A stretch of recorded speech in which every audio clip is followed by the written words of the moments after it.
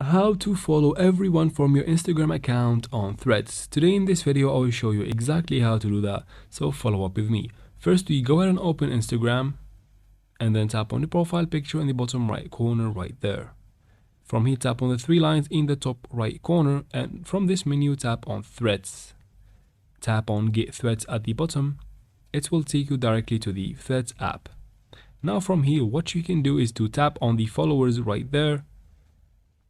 Now tap on following, tap on this little see all button, and from there you get the list of all of the people that you follow on Instagram. You can follow them all one by one individually, or you can do that in one click by tapping follow all here at the bottom of the screen, and then tap on done in the top right corner, and just like that you'll be following all of the people from your Instagram and they'll be shown here. You can even find the pending requests in the top right corner, and that's how we do it. I hope this video was helpful. If it was, please like and comment down below. Don't forget to subscribe for future videos like this one, and thanks for watching.